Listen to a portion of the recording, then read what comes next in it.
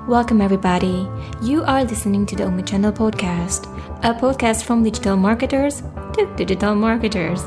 I'm your host, Dominique Legrand, and my mission is to help fellow marketers and entrepreneurs to grow their businesses online. So buckle up and let's get started.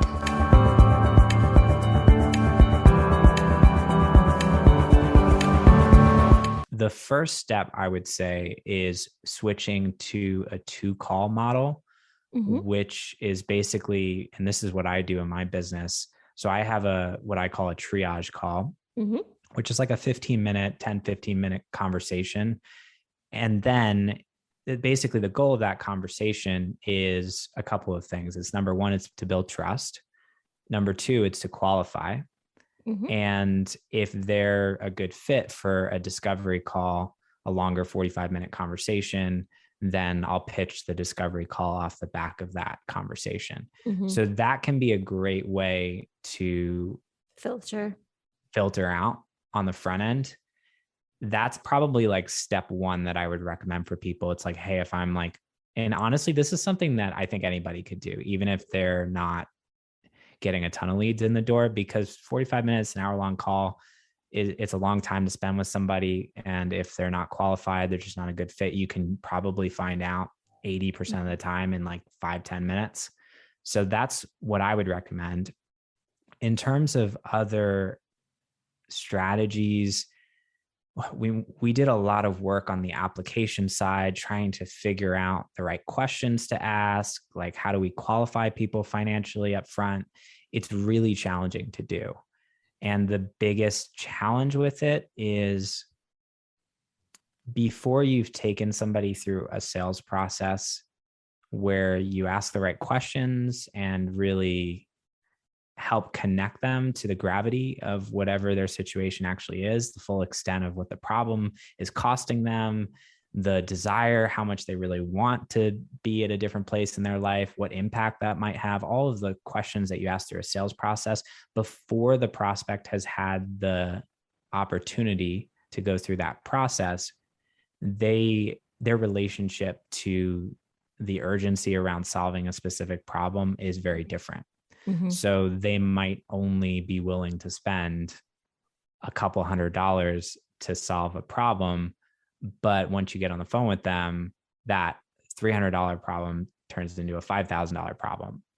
So I haven't found financially qualifying people on the front end to be particularly useful. I mean, there are like very clear red flags, right? Where it's like, I'm unemployed, I don't have a job, I'm like literally, I don't like, those are things that would raise flags for me.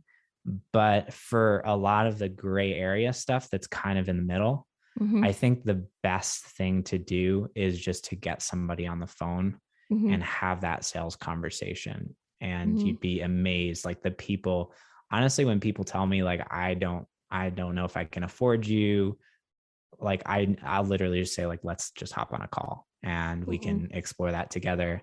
And if not, that's totally cool. We can figure out a game plan for you so that you can at least get some support elsewhere for the next steps in your journey.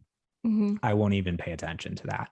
The only time I'll disqualify somebody if it's a situation where it's like, I'm out of work, I literally don't have any money, I'm like thousands of dollars in debt. And then for me, it's like a reality check question. And I'll just ask them a question like, cool. So obviously at this point in the conversation, I don't know enough to really say for sure at this point whether or not I can help you. So I'm just kind of thinking in my head, like what might be the best path forward for you. What I do know is that there are lots of resources out there. They do involve some kind of an investment. So given where you're at right now financially, are you in a position to be able to invest 4 figures in your coaching business so that you can actually start getting more clients in the door? And just leveling with somebody like that can be a really great and it's not as aggressive as saying like, hey, can you afford me? Because that will raise a bunch of sales resistance. So that works really well too. And I know this is a very long-winded answer to your question, but it just kind of depends on the circumstances. For most people, I would say start with that triage, that 10-minute conversation, and go from there. No, that was absolutely awesome. I think you covered it really well and very much in detail, like all of those processes. So thank you so much for that. Um, Sure. if you don't mind sharing, I think it was today when I was scrolling in the group and someone was asking about how to handle objections. I think it was a price objection. Do you mind just for the listeners, some of your techniques and tactics that you teach your clients as well when it comes to handling objections? Yeah, sure. So it's tricky because when people ask this question, what they often want is like the rebuttal. They want like the thing that you say in response when somebody says it's too expensive. And the truth is that 80% of objections, 90% of objections are preventable. Mm-hmm. And trying to solve them on the back end with a rebuttal is like trying to mop up a floor that's covered in water because the faucet's broken instead of turning off the faucet. Mm-hmm. The key to preventing objections is everything that happens before you start pitching. If you're getting a lot of objections, for example, about price, usually what that means is not, I mean, there's a difference between I can't afford this, I literally don't have the money Mm-hmm. in my bank account to do this, versus I just don't see the value in this. It doesn't justify the investment for me, which is what 80% of price objections are, for example. So when someone says it's too expensive, the first thing that I'm trying to figure out is it literally I can't afford this? Like I don't have any money in my bank account? Or is it I'm not connected to the value of this. This doesn't feel worth it to me. Now, going back to what we were talking about earlier, if you're experiencing a lot of these objections, what it usually means is that your sales process is not taking the prospect through the steps that they need to go through to actually prevent those objections from coming up in the first place. Like if I ask some questions on the front end to really connect the prospect to the urgency of the situation. Like, for example, a question like, okay, so if I'm talking to a coach, for example, I might say, so you're only making $1,500 a month. You've been doing this for the past 2 years, and you don't really feel like you're making any progress based on what you shared with me. So can I ask you an honest question? Well, what happens if things don't change? So now the prospect starts telling me, well, honestly, I'm kind of running out of runway here. And if I can't get this thing figured out, then I might have to go get a job and I'm going to have to put my dream on the back burner, the thing that I care about the most. Are you willing to settle for that? Mm-hmm. No. I feel like this is what I want more than anything else in the world. I cannot imagine going back to a 9-to-5 job. It would feel like failure. It would feel soul crushing to me. So now their relationship to that problem is very different because I've asked the right questions to connect them to the urgency. So now on the back end, I'm much less likely to get an objection like, well, it just isn't the right time. Like, maybe let me think about it. Or, this just doesn't really, it's like, okay.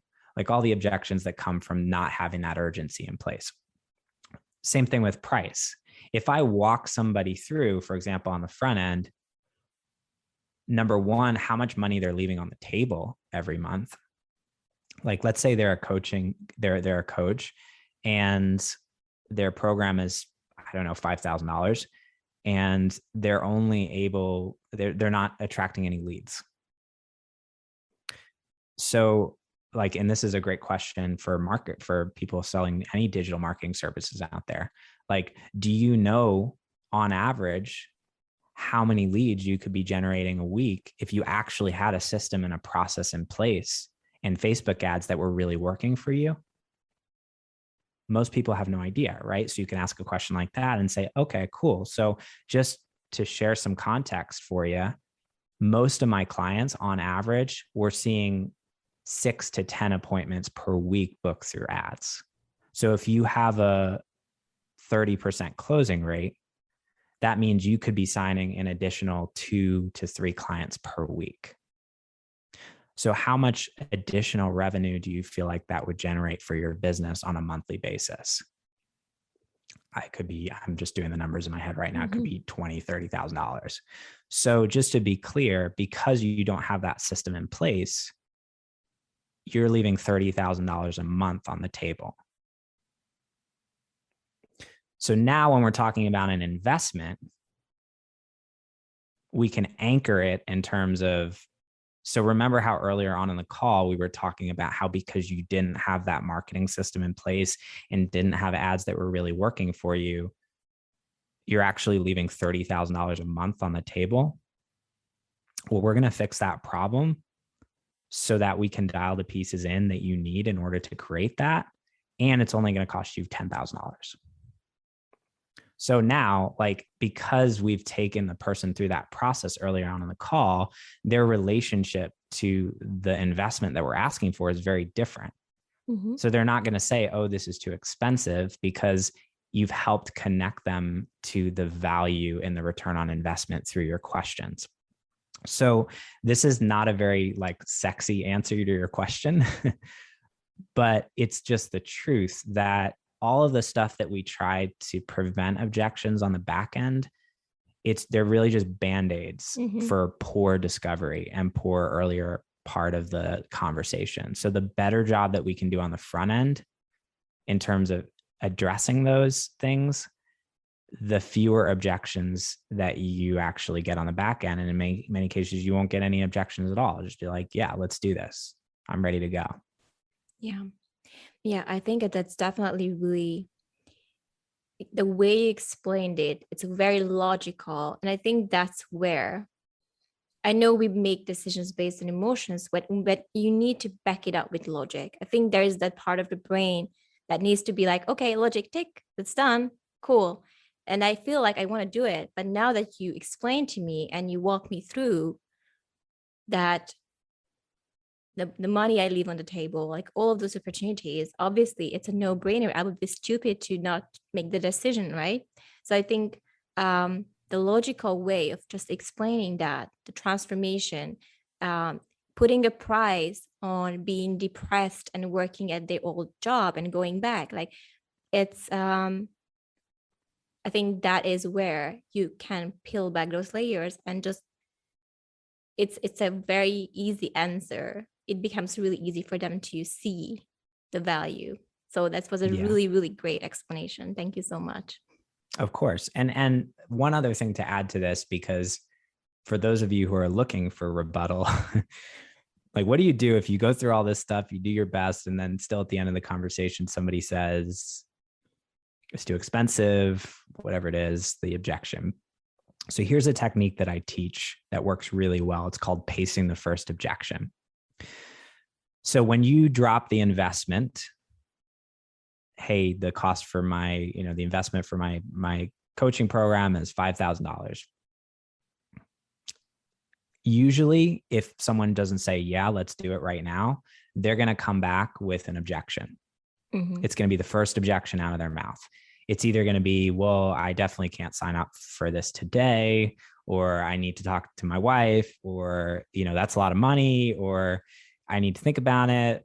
Like it could be a million things, but it's always that first thing that they say in response to you telling them how much it costs.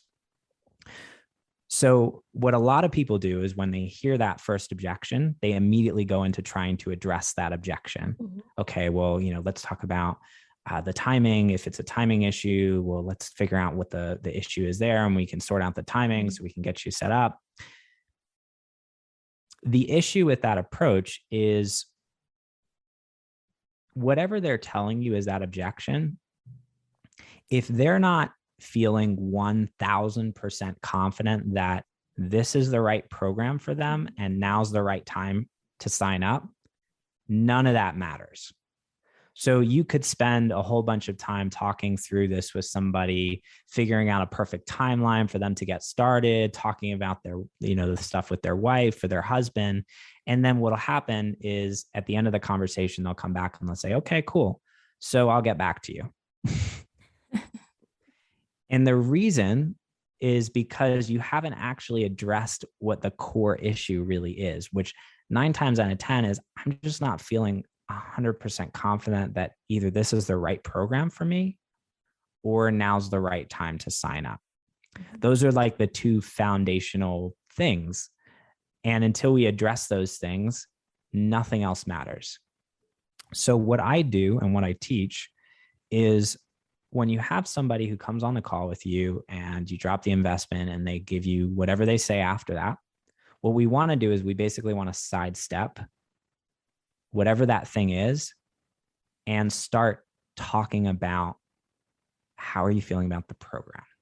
Are you 100% convinced that this is the right program for you and now's the right time to sign up? And they might say yes. And then we want to check in again.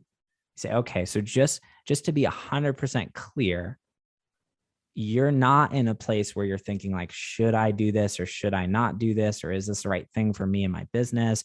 You're 1000% committed that this is the right thing for you. And you're just trying to figure out like how I can make this work financially, or you just need to run it by with your wife, or you just need to figure out the timeline, whatever the objection is. 9 times out of 10, they're going to say no. And they're going to start talking about the concerns that they have about the program. And that's what we want, because we want to start there.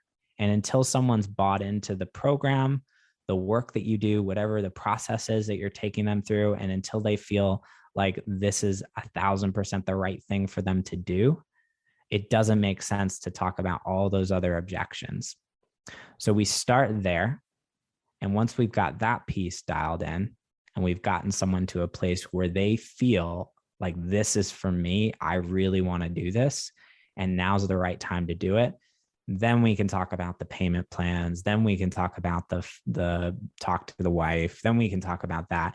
And the benefit of that is we move into that conversation from a place of leverage, because they've already told us at that point that this is what I really want to do.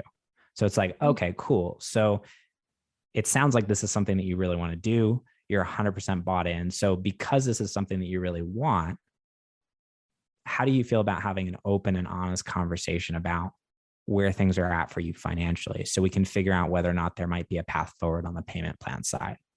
Mm-hmm. So now we've got leverage moving into that conversation versus, well, let me just like throw payment plans at them to try to get them to stay. Yeah. When in reality, they're not even bought into the program. Mm-hmm. No, I think that's great that you go back to the root cause of the problem and try to amend it from there, instead of like trying to patch it and like, well, as a payment plan, I can throw things at you, and then it's not even the issue. It's the thing that they might not be convinced at this point that the program is for them. 100%.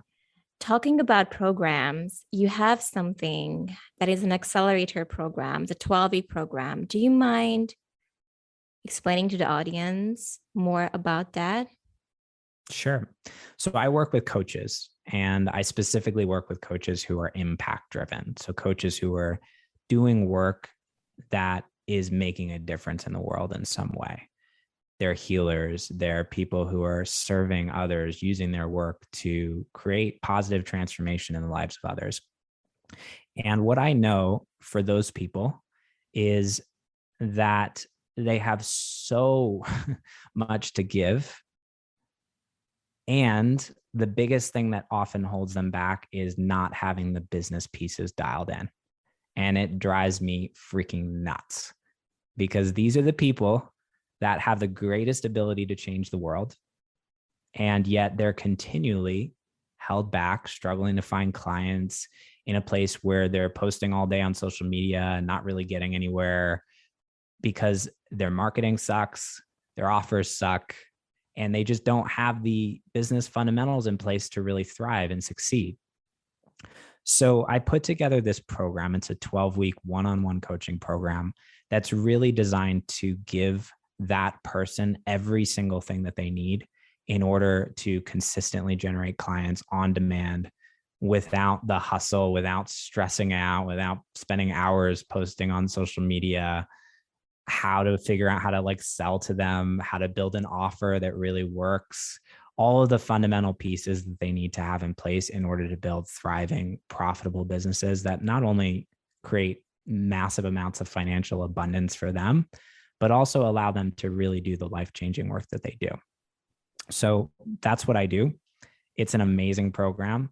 I'm so passionate about it, and it's all one-on-one. So I take on a very small number of clients, and it's really only for existing coaches, people who have already established some kind of foundation in their business, but they're kind of struggling to get past the making several $1,000s a month level. They want to scale up to multiple six figures, but they're just feeling kind of stuck and don't know how to get to that next level.